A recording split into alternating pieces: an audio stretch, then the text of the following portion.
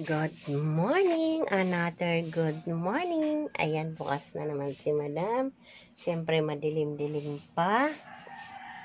At yung aking mga garapon ay medyo ayan, wala nang masyadong mga laman.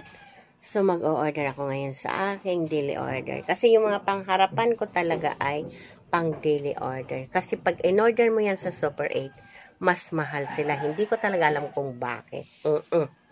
Kaya pag sinabing daily order, easy ka lang, madam. Isusulat ko lang yan mamaya, mga 7, 8, dadaanan na. Mamaya lang ay puno na ulit. Gaya yan, yung mga super stick ko, wala na. So, hindi ko to ino-order sa sa Super 8 kasi mas mahal siya. Basta yung mga kutkuting, mga chichitserya, ayan. Sa Super 8 kasi halos 21 na yan. Yung mga ito, 12, ito, 21.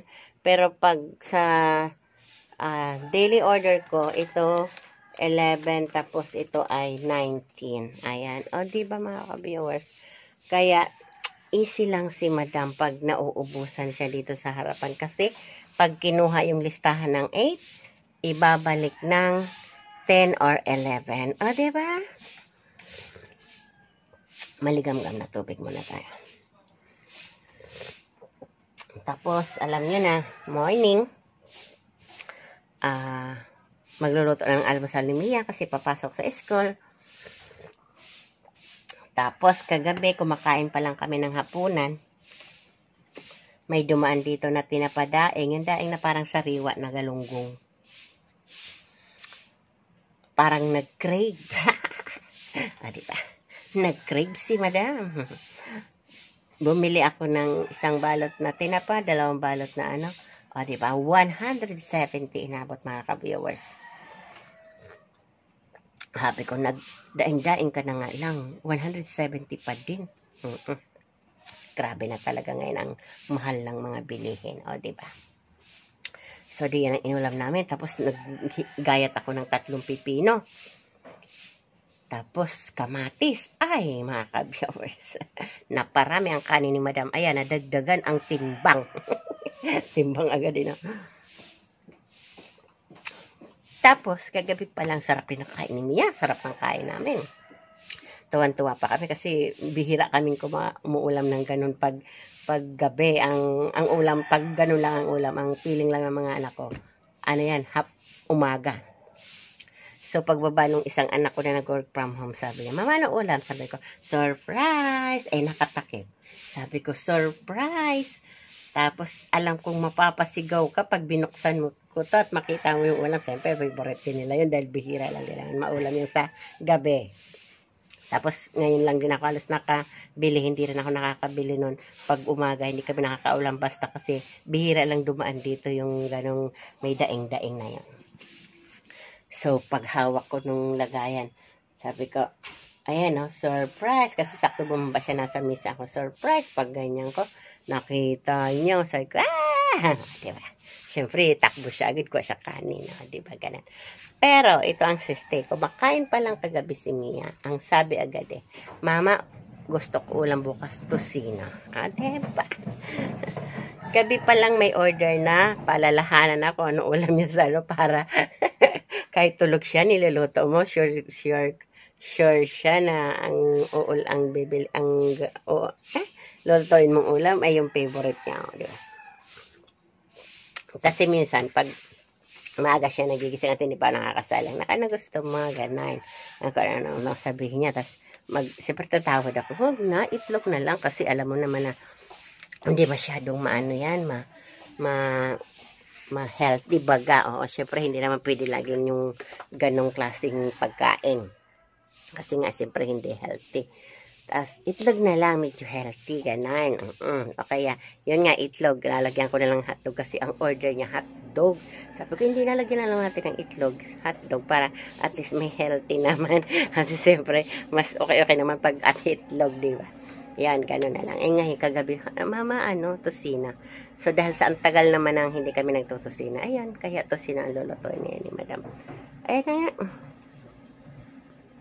Nasimula na naman ng daldal, o diba? Mamaya mapuno na naman tong aking 10 minutes eh. Wala nang mapagmamayang ganap, o diba? Pagka ano eh, medyo napapasarap ng daldal, o diba? Lalo na pag medyo maganda yung morning, ayan. Parang kailangan masigla tayo in morning. Minsan naman kasi wala talaga ako sa mood sa umaga, basta ganon.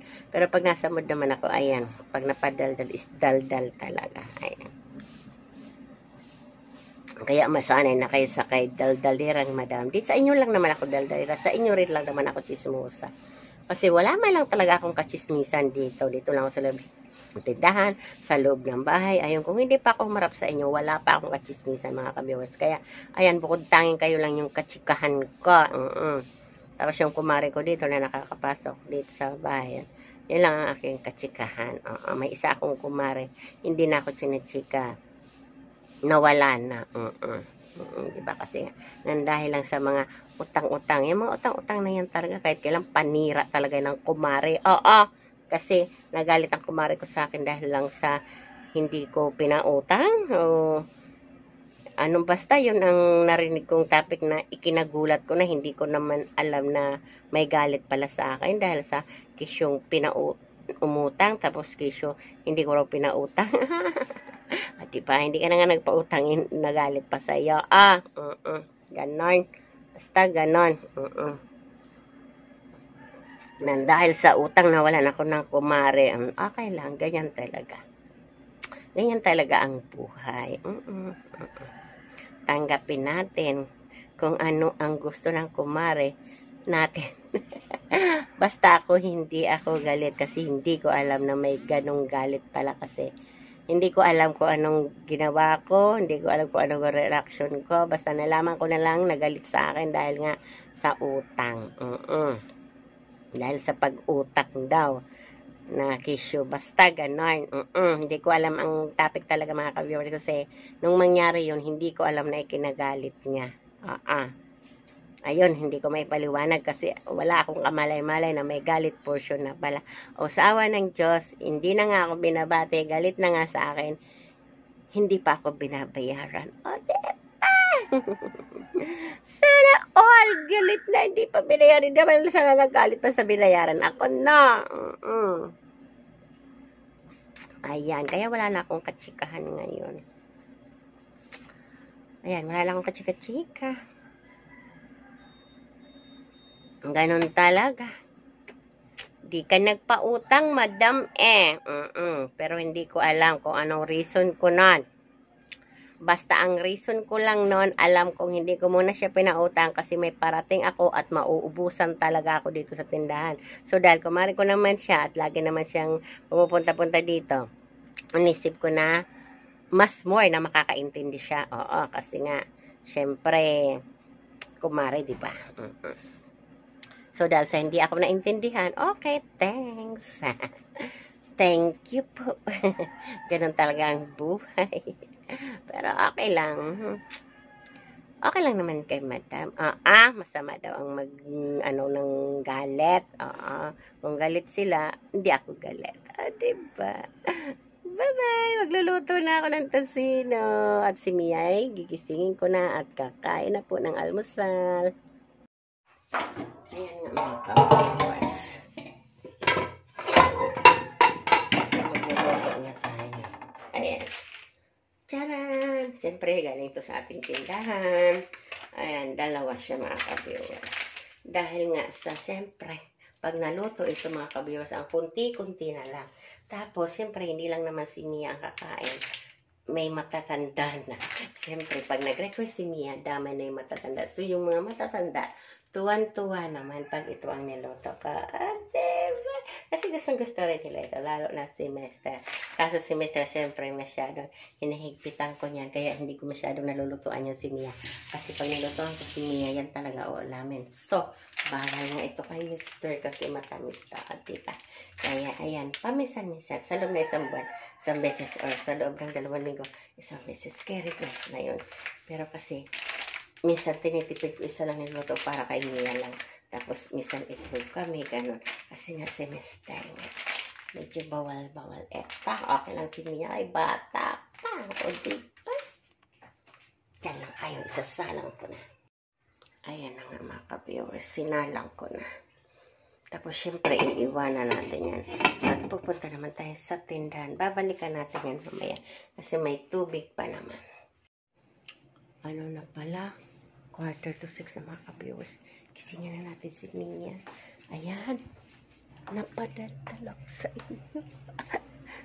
Anong oras na pala? Dapat ang gising ko kay Mia ay 5:30. Ngayon ay ano na? 5:14 no. Lagot!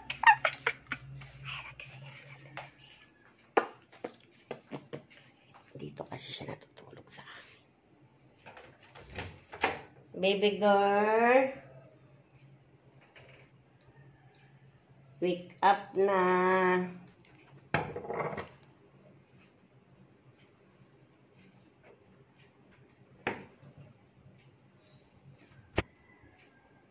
Mabilis gising. Where are you? It's time to go na school. Parang mumu ah. Parang mumu kasi ah. Mabilis gisingin si Mia. Kasi sabi ka lang, baby girl. Okay, bye-bye. O ayan, tapos na. Nakapagluto na si Madam. Kumakain na si Mia.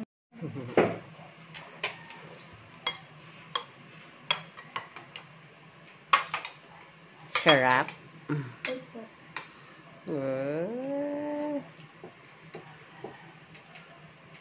Sa ngayon nga mga ka-viewers, at ayan, sarado na naman ang tindahan ni Madam.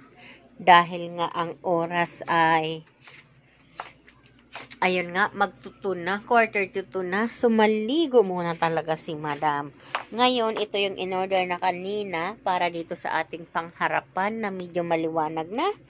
Kaya, ayan, pagtapos ligo, ito naman ang ating aayusin. Kaya, ayan, bye-bye na.